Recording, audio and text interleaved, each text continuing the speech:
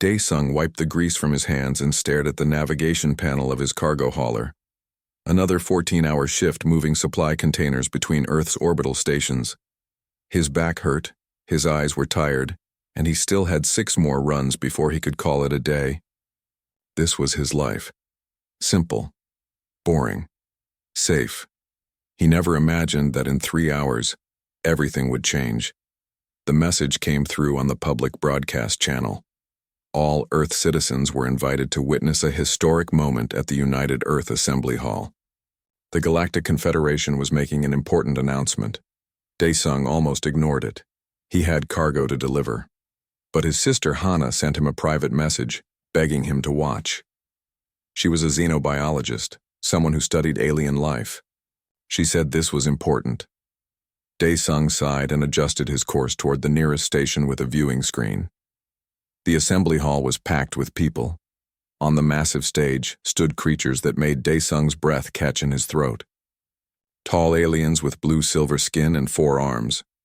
Short ones with crystalline bodies that glowed from within. And in the center, towering over everyone else, stood General Vexthor. The general was terrifying. His body was covered in dark red armor that seemed to be part of his skin. His face was angular and sharp, with 3 eyes that glowed like molten gold.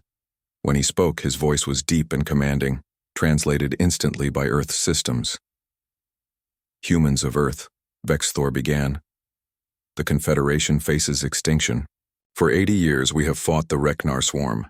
They consume everything, planets, stars, entire civilizations. We have never defeated them. We have only delayed them." The hall fell silent. Daesung felt his stomach tighten. "Our greatest scientists have searched for a solution," Vexthor continued. "Ancient prophecies and quantum probability calculations point to one answer.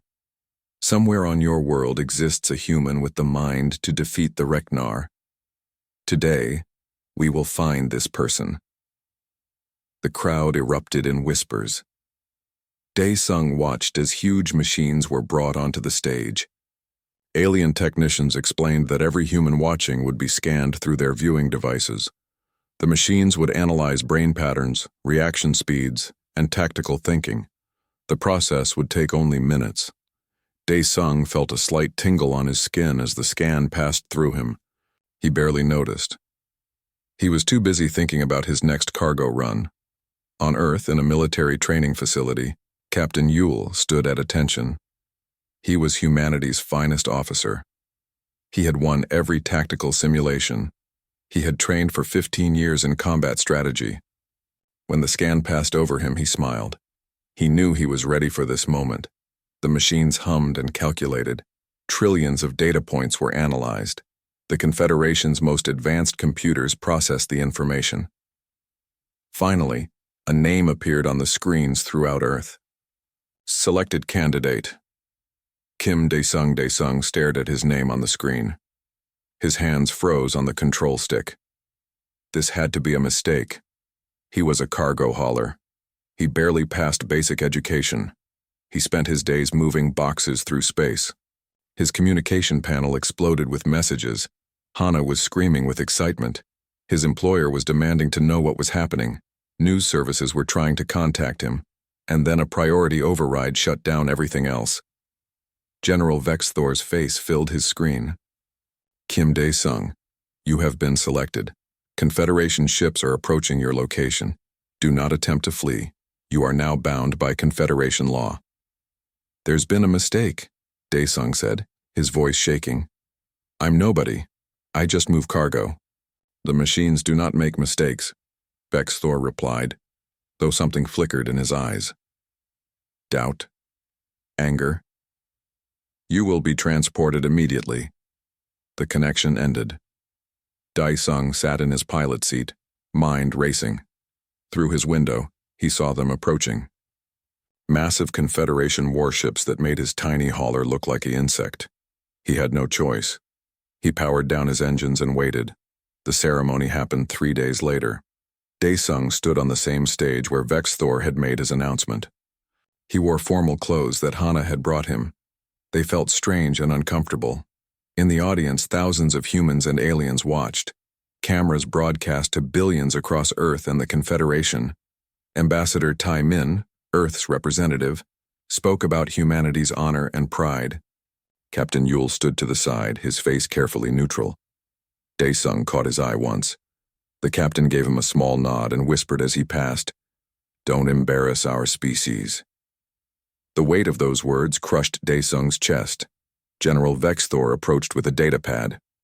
"Place your hand here. This creates a binding contract. You will serve the Confederation military until the Reknar threat is eliminated or you are killed in service. In exchange, you will receive payment of 5 million Confederation credits." 5 million. Dae-sung's mind spun. That money could save Hana's research facility. It could change his family's life forever. His hand moved to the pad. "Wait!" someone shouted. A Confederation technician rushed forward, speaking rapidly in an alien language to Vexthor. The general's expression darkened. The technician showed him something on a portable device. Vexthor's 3 eyes widened. He looked at the technician, then at Dae-sung, then back at the technician. A conversation happened in rapid alien speech. Finally, Vexthor turned to the audience. "There has been a computational error," he announced. "The human numbering system uses base 12 counting. Our systems use base 8. The translation created a mathematical offset in the scanning results."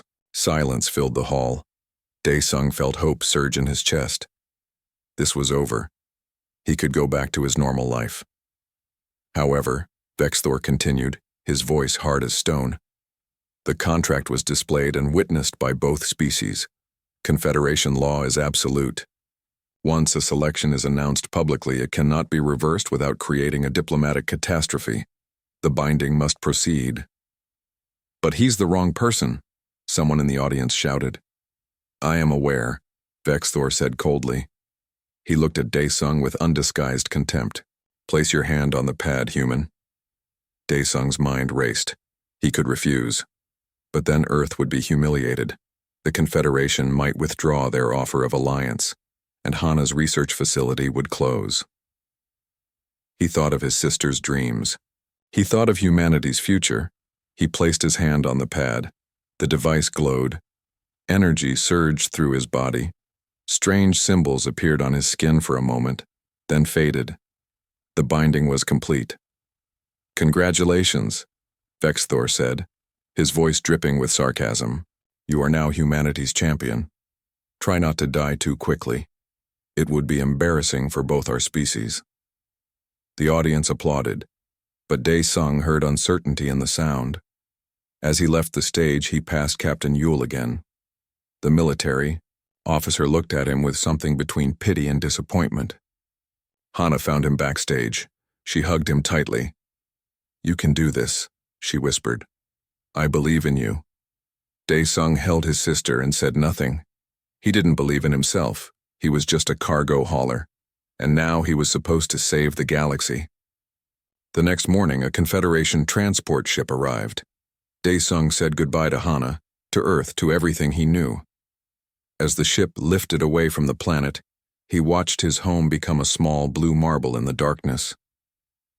General Vexthor stood beside him in the observation deck. "I have fought for 300 years, the general said quietly. "I have never lost a battle.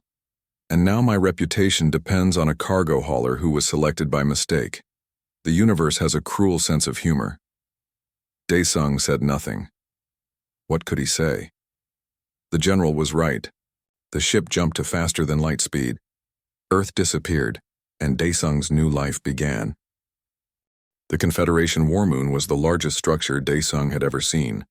It was a small planet converted into a military base, with thousands of warships docked around it like insects on a hive. As their transport approached, Dae-sung pressed his face against the window, trying to understand the scale of what he was seeing.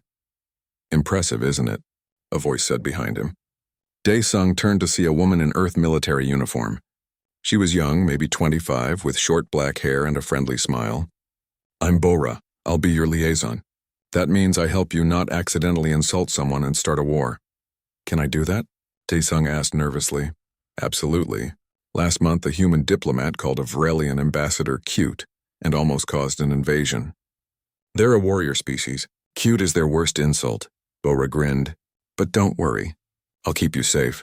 Dae-sung felt slightly better. At least he had one friend here. The transport docked, and they were met by Commander Thelrix, General Vexthor's tactical officer. Thelrix looked like a giant praying mantis made of silver metal. When he spoke, his voice clicked and buzzed, translated by Bora's device. "Welcome to Forward Base Sigma," Thelrix said. "General Vexthor has assigned you quarters and training schedules. Your evaluation begins tomorrow at dawn, or what passes for dawn on a war moon. We don't actually have a sun here." "What kind of evaluation?" Dae-sung asked. "Combat simulations, tactical exercises, physical conditioning. The general believes you will fail within 3 days. I have wagered that you will last 5. Thelrix made a sound that might have been laughter. "I like humans. You're entertainingly fragile." Bora led Dae-sung through endless corridors filled with alien soldiers. Some ignored him. Others stared with curiosity or contempt. One creature with too many teeth deliberately stepped in front of him, forcing Dae-sung to walk around. "That's normal," Bora whispered. "You're human. Most species here think we're primitives who got lucky with the selection." "They're right," Dae-sung muttered. "I was selected by mistake. Maybe. But you're here now. Might as well try not to embarrass us completely." His quarters were small but functional. A bed designed for humans, a food dispenser, and a terminal connected to the Confederation network. Dae-sung collapsed on the bed and stared at the ceiling. He thought about his cargo hauler, probably being used by someone else now. He thought about Hana and wondered if she was watching news about him. Sleep came hard that night. The next morning, Dae-sung was thrown into his first combat simulation. The room was massive with holographic projections that looked completely real. He stood on the bridge of a virtual warship. Around him, alien officers manned stations. They were all simulations, but they looked and sounded real. "Scenario begins," a mechanical voice announced. "Reknar attack wing approaching. 40 hostile ships. You have 12 ships under command. Defend the civilian transport convoy." Dae-sung stared at the tactical display. Red dots represented enemy ships. Blue dots were his ships. Green dots were the civilians he was supposed to protect. The red dots moved fast, closing in from multiple angles. "Orders, Commander?" one of the simulated officers asked. Dae-sung's mind raced. He knew nothing about military tactics, but he knew cargo routes. He knew how ships moved through space. He looked at the pattern of the enemy approach and saw something familiar. They were coming in like freight haulers competing for the same delivery slot. Aggressive, efficient, but predictable. "Move ships 3, 7, and 11 to intercept here," he said, pointing to a spot on the display. "Have them fire but retreat immediately. Draw the enemies forward." "That violates standard defensive formation," the officer said. "Do it anyway." The simulated ships moved. The enemy followed, just like Dae-sung thought they would. When they committed to the chase, Dae-sung ordered his other ships to hit them from the sides. The enemy formation broke apart, confused. "Now get the civilians out while they're disorganized," Dae-sung ordered. The civilians escaped. Dae-sung's fleet took heavy damage and 4 ships were destroyed, but the mission objective was complete. The simulation ended. The room went dark. Then lights came on, revealing General Vexthor, Commander Thelrix, and a dozen other high-ranking officers watching from an observation deck above. 30% fleet casualties, one officer said with disgust. Unacceptable losses. The civilians survived, Thelrix noted. That was the objective.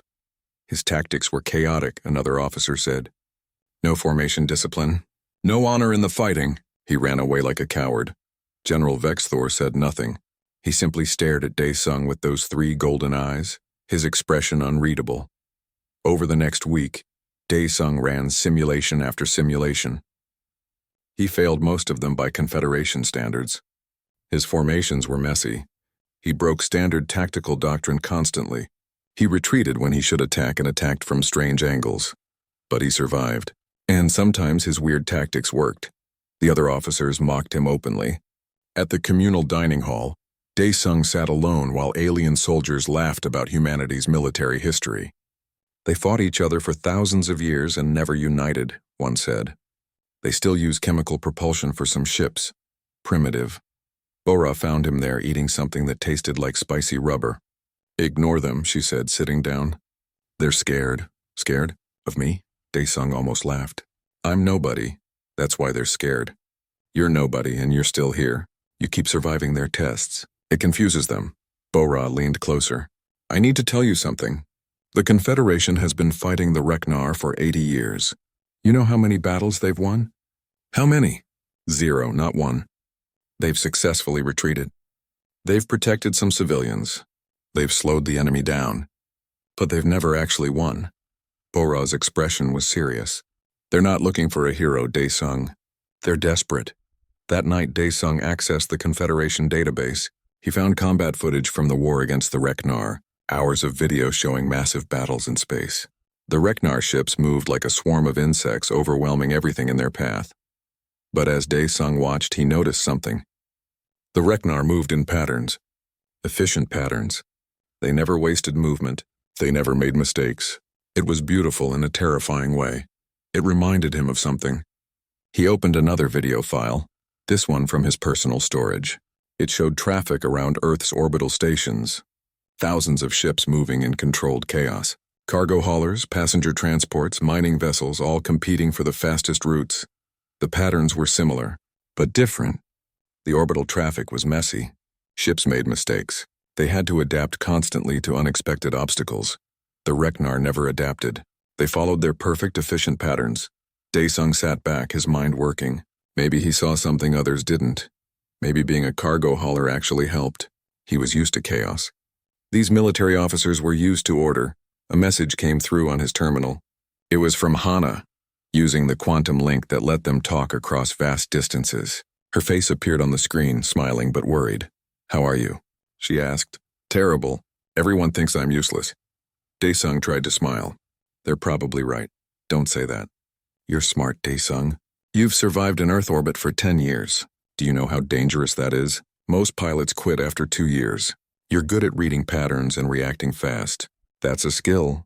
It's not military strategy. Maybe that's good. Maybe they need someone who thinks differently. Hana's image flickered.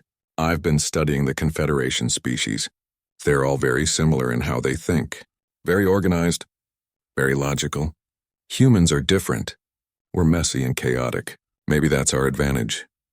After the call ended, Daesung lay in bed thinking about his sister's words. Think like a human, not like them. The next day, General Vexthor summoned him to a private meeting. The general's office was huge, with weapons from 1,000 battles displayed on the walls. Vexthor stood at a window looking out at the stars. I have fought for 300 years, the general said without turning. I have studied every great military mind in Confederation history. I understand warfare completely. And then you arrive. A cargo hauler who breaks every rule and somehow survives. I'm sorry, Daesung said, not knowing what else to say. Don't apologize. Vexthor finally turned to face him. I watched your last simulation. Your tactics are chaotic and undisciplined. But there's something there. Something I don't understand yet. Something that makes the Reknar confused. They move in patterns, Daesung said quietly. Very efficient patterns. When I do something unpredictable, they don't know how to respond immediately. Vexthor was silent for a long moment. Then he nodded slowly. Perhaps the prophecy was right after all. Perhaps humanity's chaos is exactly what we need. He walked to his desk and activated a display. In 3 days, there will be a real battle. The Reknar are attacking the agricultural world of Veldara. Against my better judgment, I'm giving you a command. 1 frigate, 1 crew. Don't waste this opportunity, human. Daesung felt ice in his stomach. A real battle. Real deaths. Real consequences. I'll try my best, he said. I hope your best is enough, Vexthor replied. Because if you fail, millions will die. The frigate was called the Silver Blade, and it was the smallest warship in the Confederation fleet. Daesung stood on its bridge, surrounded by a crew of 30 aliens from 6 different species. They stared at him with expressions ranging from curiosity to open hostility. Attention, Commander Thelric said as he entered the bridge. This is Commander Kim Daesung. He will be leading this ship in the battle for Veldara. You will follow his orders as you would mine or the general's. A ripple of disbelief went through the crew. One officer, a large creature covered in blue scales, spoke up. Commander, this human has no military rank, no training. Why should we follow him? Because General Vexthor commands it, Thelrix replied sharply. And because your alternative is court-martial. Are there any other questions? Silence. Thelrix turned to Daesung. The crew is yours. Try not to get them killed. He left the bridge. Dae-sung looked at the faces staring at him. He cleared his throat. I know you don't trust me. I don't blame you. I don't trust me either. A few crew members made sounds that might have been laughter. But we have a job to do. Let's try to do it together. Bora stood beside him, along with Junwoo, a human marine who had been assigned as his personal guard. Junwoo was built like a wall, with scars on his face and arms. He said very little, but his presence was comforting. The fleet will arrive at Veldara in 6 hours, the navigation officer reported. Reknar forces are already in the system. Estimated 300 hostile ships, 300. Dae-sung felt his stomach tighten. The Confederation was bringing 200 ships. It was going to be close. During the trip, Dae-sung studied the tactical data. Veldara was a farming world with 12 million inhabitants. If it fell, the food supply for 6 nearby systems would be cut off. The Confederation couldn't let that happen. Admiral Cross was in command of the overall fleet. Dae-sung had met him once. The Admiral was a tall, thin alien with gray skin and no visible mouth. He spoke through telepathy, his thoughts translated by computers. He had made his opinion of Dae-sung very clear. Humans were a mistake, and giving one a command was suicide. The Silver Blade would be part of the 3rd attack wave, essentially a reserve force. Admiral Cross had put them in the safest position possible, probably hoping Dae-sung would do nothing important. But Dae-sung studied the Reknar approach patterns. He watched old battle footage again and again. He saw how they moved, how they prioritized targets, how they flowed through space like water through a channel. An idea formed in his mind. A crazy idea. The kind of idea that got people killed. He called Bora over. Can this ship handle rapid acceleration changes? Quick turns, sudden stops? Yes, but that would be very uncomfortable for the crew. Military doctrine is to maintain steady formation movement. Forget doctrine. Can the ship do it? Bora checked her data. Yes, the Silver Blade is actually one of the most maneuverable ships in the fleet. That's why they gave it to you. They think you'll need to run away a lot. Dae-sung smiled. Maybe that insult was about to become an advantage. They arrived at Veldara. The planet hung in space like a green and blue jewel, and around it the Reknar swarm waited, hundreds of black insect-like ships that seemed to absorb light. The Confederation fleet moved into formation. Admiral Cross's flagship, a massive dreadnought, took the center position. Attack wings spread out on both flanks. The 3rd wave, including the Silver Blade, hung back. All ships prepare for engagement. Admiral Cross's telepathic voice echoed through every ship. We hold the line. We protect Veldara. For the Confederation. The 1st wave attacked. Immediately, the Reknar responded. Their ships moved with perfect coordination, forming defensive screens and counterattack formations. Energy weapons lit up space. Ships on both sides exploded. The Confederation advance slowed. The Reknar patterns were too efficient. Every attack was met with the perfect defense. The 2nd wave joined. More ships, more firepower. But the Reknar adapted instantly, redistributing their forces to maintain optimal defensive positions.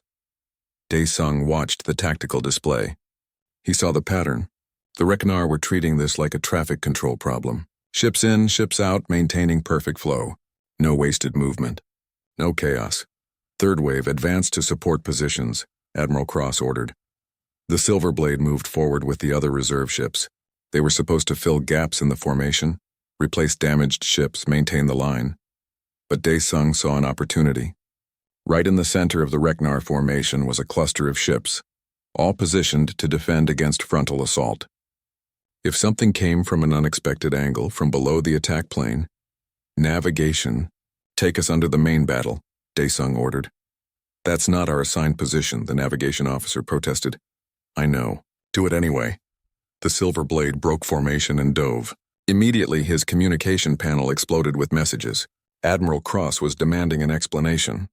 Other ship commanders were asking what he was doing. Dae-sung ignored them all. Weapons, prepare all forward cannons. Engine room, I need maximum power to maneuvering thrusters. They came up under the Reknar formation like a shark rising from deep water. Dae-sung targeted the densest cluster of enemy ships. Fire everything. Then spin the ship 90 degrees and accelerate straight through their formation.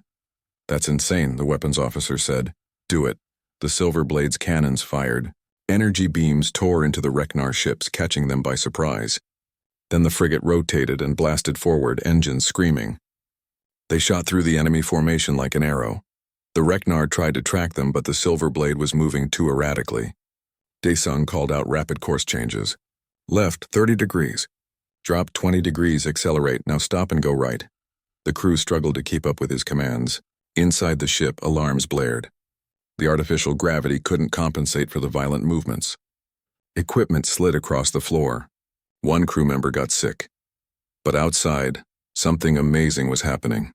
The Reknar formation, so perfect and efficient, was breaking apart. Ships that were supposed to be in one position were moving to intercept the Silver Blade. But Daesung kept changing direction, drawing more and more enemy ships out of position. The Reknar were trying to trap him, but their own ships kept getting in each other's way. It was like watching traffic jam itself. The Reknar couldn't coordinate fast enough to deal with something this chaotic. All ships exploit the opening, Admiral Cross's surprised voice commanded. The Confederation fleet pushed forward into the gaps the Silver Blade had created. Daesung kept dancing through the swarm. He wasn't destroying many ships. That wasn't the point. He was creating chaos. He was making them inefficient. A Reknar cruiser locked onto the Silver Blade and fired. The shot grazed their shields. Alarms screamed louder. Shields at 40%, Bora reported, her voice tight. Keep moving, Daesung said. His hands gripped the command rail so hard his knuckles were white. Inside, he was terrified. But he kept his voice steady. Draw them further out. More Reknar ships chased them. The swarm's perfect formation was now complete chaos, with ships scattered everywhere trying to catch one small frigate. Commander, we need to retreat, the blue-scaled officer said. Our shields won't last much longer. Daesung checked the tactical display. The Confederation fleet was pushing through. They were gaining ground. Just a little longer. Another hit. The ship shook violently. Shields at 15%. Now we run, Daesung ordered. Full speed back to our fleet. The Silver Blade accelerated away. Behind them, the Reknar formation was in complete disarray. They started to reorganize, but it was too late. The Confederation fleet had broken through their defensive line. The battle continued for 2 more hours, but the outcome was no longer in doubt. For the first time in 80 years, the Confederation was winning. By the end, over half the Reknar forces had retreated. Veldara was saved. On the bridge of Admiral Cross's flagship, officers stood in stunned silence as they watched the battle recordings. General Vexthor stood beside the Admiral, his 3 golden eyes fixed on the tactical replay showing the Silver Blade's impossible dance through the enemy formation. It shouldn't have worked, Admiral Cross said telepathically. His tactics violated every principle of naval warfare. And yet it did work, Vexthor replied quietly. He watched the recording again, seeing how the Reknar perfect efficiency became their weakness. Perhaps that's the point. Back on the Silver Blade, Daesung sat in his command chair, his body shaking with leftover adrenaline. The crew stared at him with new expressions. Not respect exactly, but something like it. Surprise maybe, confusion. The blue-scaled officer approached. That was the craziest thing I've ever seen, he said. And I've been in combat for 20 years. I was terrified the whole time, Daesung admitted. Good, terror keeps you sharp. The officer extended his hand, or what passed for a hand in his species. I'm Crix, I apologize for doubting you. Daesung shook it. Around the bridge, other crew members nodded or made gestures of acknowledgement in their various species customs. Bora appeared beside him with a drink. You know the entire Confederation fleet is talking about you right now, right? You're either a genius or the luckiest idiot in the galaxy. Probably the second one, Daesung said. The War Moon felt different when Daesung returned. Soldiers who had ignored him before now stopped to stare. Some made gestures that Bora explained were signs of respect. Others looked at him with suspicion or fear. His victory at Veldara had changed something, but Daesung wasn't sure if it was good or bad. The Confederation Council wants to meet you, Bora said as they walked through the corridors. And there's a human delegation arriving tomorrow, including someone named Sujin. She's a psychologist sent by Earth to evaluate your mental state. They think I'm crazy? Daesung asked. They think you did something impossible. They want to understand how. Bora paused at an intersection. There's also been a lot of political fighting. Some council members think you proved humans are valuable. Others think your tactics were dangerous and dishonorable. It's a mess. General Vexthor was waiting in a private training room. He was alone, which surprised Daesung. The general gestured to the center of the room. Show me. Show you what? Your thinking. Your methods. I need to understand how you see warfare. Vexthor activated a holographic display. This is a standard Reknar attack formation. Tell me what you see. Daesung studied the display. I see ships moving in patterns. Like traffic flow. Each ship has a position and a purpose. It's very efficient, correct? Every Confederation tactician sees the same thing. Now tell me what else you see. Daesung looked closer. They're too efficient. There's no room for mistakes or changes. If one ship moves wrong, it affects all the others. It's like if one cargo hauler in a busy shipping lane suddenly stops. Everyone behind crashes. Vexthor was silent for a long moment. 300 years, he said quietly. I've studied warfare for 300 years, and a cargo hauler sees what I couldn't see in minutes. I'm not smarter than you, Daesung said quickly. I just think differently. Perhaps that's the same thing. Vexthor deactivated the display. I want you to train me. Teach me to think like a human. Daesung stared at the general. You're joking. I never joke about warfare. If human chaos defeats Reknar efficiency, then I need to learn chaos. Vexthor's 3 eyes fixed on him. Will you teach me? And so began the strangest 2 weeks of Daesung's life. Every day he and General Vexthor met in the training room. Daesung tried to explain his thinking, though he struggled to put it into words. It wasn't strategy. It was more like instinct. In Earth orbit, you can't think too far ahead, he explained. Everything changes constantly.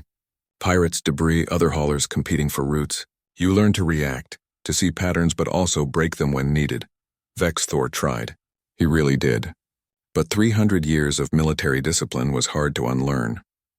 Whenever they ran simulations together, the general's instinct was always to maintain formation, to follow doctrine. Stop thinking, Daesung said during one session. Just react. Do something unexpected. Unexpected actions lead to mistakes, Vexthor replied. Yes, but they also lead to opportunities.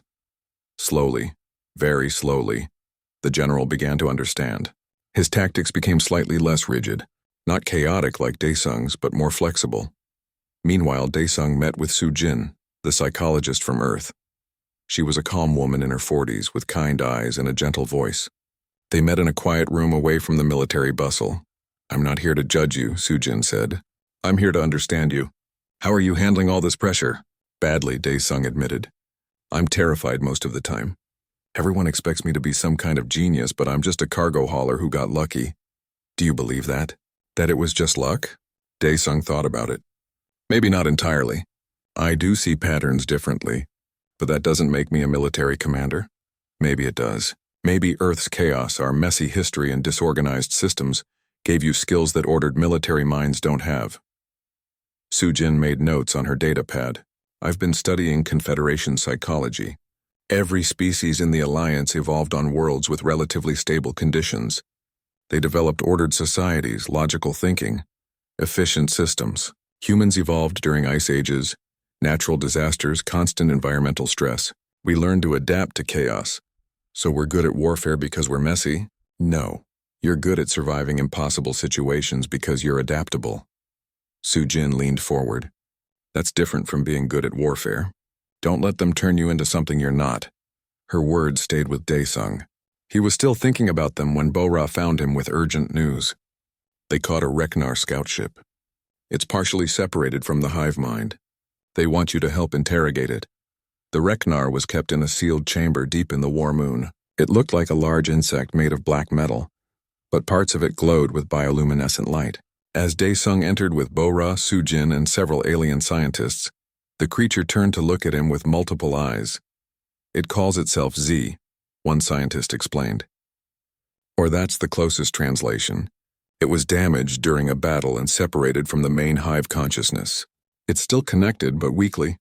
It can think independently now. Can it talk? Daesung asked. Through their ship's computer. Watch. The scientist activated a communication device. Strange sounds came from the Reknar translated into words. Human. You are the chaos maker. Daesung felt a chill. You know about me? The hive knows. You disrupted optimal flow patterns. You created inefficiency. This should be impossible. Why? Why can't you deal with inefficiency? The Reknar's lights pulsed. We are perfection. We have eliminated all waste from our existence. Every action serves a purpose. Every movement is optimal. There is no room for chaos. Chaos is death, Sujin stepped forward. What happens when something chaotic enters your patterns? Error, system conflict. We must adapt, but adaptation takes time. Time creates inefficiency. Inefficiency spreads through the hive. It is painful. Over the next few days, Dae-sung returned to speak with Z many times. The Reknar entity was fascinating and terrifying. It described an existence without individuality, where every thought was shared and optimized across billions of minds. Perfect efficiency, perfect coordination, but also perfect vulnerability to the unexpected. Your queen mind, Dae-sung asked during one session. How does she control everyone? Not control, optimize. She processes all data and distributes optimal decisions. All Reknar follow optimal decisions. This is harmony. What if the optimal decision is wrong? Z's lights flickered in a way that seemed like confusion. Optimal cannot be wrong. Optimal is optimal. Dae-sung discussed this with Sujin later. They're trapped by their own perfection, he said. They've optimized away their ability to deal with chaos. Yes, and that's humanity's advantage. We're so used to chaos that we're good at navigating it. Sujin paused. But there's something else I need to tell you. I've been investigating the selection process. The computer error that chose you. What about it? I don't think it was entirely an error. Sujin pulled up data on her pad. I've spoken with Confederation technicians. The Base 12 versus Base 8 conflict was real, but the selection criteria itself was strange. It wasn't just looking for tactical genius or combat experience. It was looking for something else, adaptability, comfort with chaos, the ability to thrive in unpredictable environments. So it was looking for someone like me? Maybe. Or maybe the Confederation knew humanity's chaotic nature was valuable and they designed the test to find it. Either way, I don't think you were the wrong choice, Dae-sung. I think you were exactly the right one. That night, Ambassador Tae-min arrived from Earth with troubling news. He met with Dae-sung, General Vexthor, and the Confederation Council. I've discovered something disturbing, Tae-min said, his face grave. Earth has been under Confederation observation for 60 years, since before first contact. They've been studying us, watching our development, waiting to see if we would develop the right characteristics. What characteristics? Dae-sung asked. Adaptability, chaos tolerance, unpredictability. Tae-min looked at the council members. You knew humans could fight the Reknar. You were waiting for the right moment to recruit us. One council member, a crystalline being named Thresh, spoke. We observed many species. Humanity showed the most promise against an enemy that thrives on order. You manipulated us, Tae-min said angrily. You let us develop without interference, studying us like laboratory animals. We protected you, Thresh replied. We prevented several hostile species from discovering Earth. We ensured your survival until you were ready. Dae-sung felt anger rising in his chest. So my selection wasn't an accident at all. The computer error was just theater. No, General Vexthor said firmly. The selection error was real. But the selection criteria was designed to find humans like you. The Council may have manipulated Earth's development, but your presence here is genuine. The room erupted in argument. Dae-sung stood and left. He needed air, even if it was recycled air on a war moon. Bora found him in the observation deck staring at the stars. You okay? No, I thought I was here by accident. I thought I was just lucky. But now I find out Earth was being groomed for this. We were manipulated. Maybe. But what you've accomplished is still real. You saved Veldara. You've given the Confederation its first real hope in 80 years. Bora stood beside him. Does it matter why you were chosen if you can actually help? The warning came 3 weeks later. Long-range sensors detected massive Reknar movement toward Prime Axis, the capital world of the Galactic Confederation. This wasn't a raid or a territorial battle. This was an extinction-level assault. Every available Reknar ship was converging on one target. The Confederation Council called an emergency session. Dae-sung stood in the Great Chamber alongside General Vexthor, Admiral Cross, and military leaders from every member species. The holographic display showed the terrible truth. Over 5,000 Reknar ships were coming. The Confederation could muster 3,000 to defend. We must evacuate Prime Axis, one council member suggested. Preserve what we can and rebuild elsewhere. If Prime Axis falls, the Confederation falls, Thresh argued. Every species will scatter. The Alliance will collapse. Then the Reknar will hunt us down one by one. Admiral Cross spoke telepathically. We will make our stand here.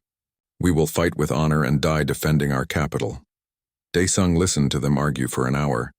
They were preparing to lose heroically. Finally, he spoke up. What if we don't defend Prime Axis? The chamber fell silent.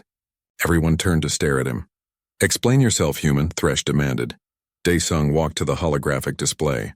His hands were shaking, but he kept his voice steady. You're thinking like military tacticians. Defend the important target. But I'm thinking like a cargo hauler. The Reknar are sending everything to Prime Axis. That means they're leaving something undefended. He manipulated the display, zooming out to show nearby systems. Where is their hive nexus? Their central control point? Here, General Vexthor said, highlighting a system 17 light-years away. But it's suicide to attack it. The nexus is heavily defended. Not right now, it isn't, Daesung said. Right now, every Reknar ship is heading to Prime Axis. If we split our fleet, send some to defend and some to attack the nexus, what happens? We're weaker on both fronts, Admiral Cross said. We lose faster. Or the Reknar Queen Mind faces a choice. She has to decide. Continue attacking Prime Axis or defend the nexus. Either way, her perfect efficiency breaks down. She has to split her forces too, and splitting forces creates chaos. The council erupted in arguments. Half thought Daesung was brilliant. Half thought he was insane. Ambassador Taemin stood. This is the human way, he said. When faced with impossible odds, don't fight fair. Fight smart. I support this plan. General Vexthor stepped forward. As do I. The human has earned our trust at Veldara. I will personally lead the attack on the Nexus. And I will defend Prime Axis, Admiral Cross said grudgingly, though I think we're all going to die. Better than dying without trying, Daesung replied. The council voted. The plan was approved by a narrow margin. The Confederation fleet would split. 2,000 ships would defend Prime Axis. 1,000 ships, led by General Vexthor and Daesung, would attack the Hive Nexus. Preparation took 3 days. During that time, Earth sent reinforcements. Humanity's first true battle fleet arrived at the War Moon. 50 ships, including one carrying Hana. She found Daesung in his quarters packing his minimal belongings. You're not supposed to be here, he said, hugging her tightly. This is a war zone. Exactly. That's why I came. Someone needs to watch out for my brother. Hana pulled back and looked at him seriously. Daesung, the whole Earth is watching you. You're a hero back home. They're calling you humanity's champion. I'm not a hero. I'm just trying not to get everyone killed. That's what makes you a hero. Hana handed him a small device. This is from me, a quantum communicator. No matter where you are, you can talk to me. Don't die out there, okay? I'll try. The attack fleet assembled. 1,000 ships, the largest offensive strike in Confederation history. Daesung stood on the bridge of the Silver Blade, now upgraded with better weapons and shields. His crew had stayed with him. Even Crix, the blue-scaled officer who had doubted him, was at his post. General Vexthor's flagship, the Crimson Dawn, led the formation. Bora and Junwoo were with Daesung, along with a very unusual passenger, Z, the separated Reknar. Sujin had convinced the council that Z might provide valuable intelligence during the battle. This is strange, Z said through the translator as they jumped to faster-than-light speed. I am fighting against my own species. I feel conflict, pain, but also something else. Is this what you call freedom? Maybe, Daesung said. Or maybe it's just confusion. We humans feel that a lot. They arrived at the Hive Nexus system. What they found was terrifying. The Nexus itself was a massive organic structure, part living creature and part station, pulsing with bioluminescent light. Around it floated 200 Reknar ships, far fewer than expected. The Queen Mind chose to defend Prime Axis, General Vexthor said over the communication channel. She left minimal defense here. Attack now before she can recall ships. The Confederation fleet opened fire. The Reknar defenders responded, but they were outnumbered 5-1. The battle should have been quick and decisive, but then Z started screaming. The sounds coming through the translator were agonizing. The Queen! She's pulling information from my mind. She knows. She knows everything. Cut the connection, Sujin ordered, but it was too late. On the tactical display, Daesung watched with horror as the Reknar fleet at prime axis suddenly reversed course. Not all of them, but enough. 1,000 ships turned and began jumping toward the Nexus system. They'll be here in 20 minutes, the navigation officer reported. When they arrive, we'll be outnumbered. Admiral Cross's telepathic voice came through from prime axis. They're dividing their forces. Half are still attacking us. This is your plan working, human. Now finish it. Daesung looked at the Nexus on the display. It was huge, heavily armored, and protected by the remaining Reknar ships. 20 minutes to destroy it before reinforcements arrived. All ships focus fire on the Nexus, General Vexthor ordered. They attacked with everything: energy weapons, missiles, kinetic rounds. The Nexus's shields absorbed most of it, glowing brighter with each impact. The structure was incredibly strong. We're not doing enough damage, Crix reported. At this rate, we'll need an hour to break through. An hour they didn't have.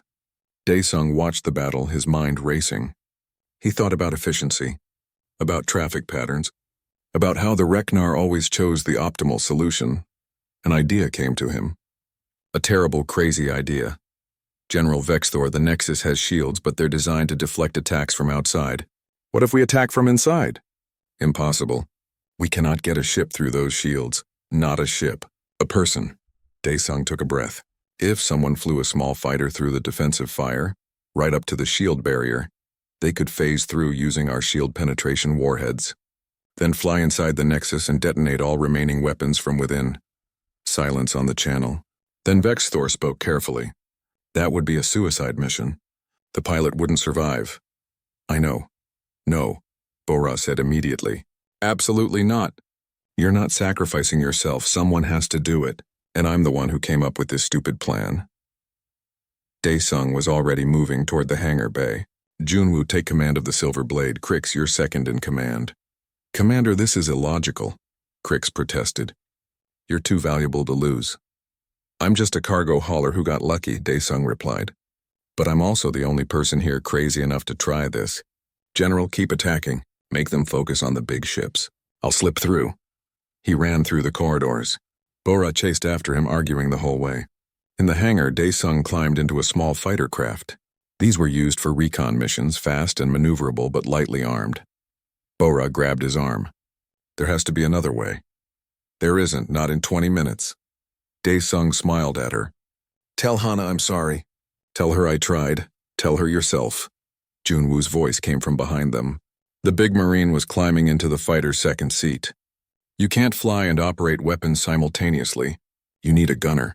Junwoo, you don't have to. Yes, I do. I'm your guard. Where you go, I go. Now shut up and fly. Bora stepped back, tears in her eyes.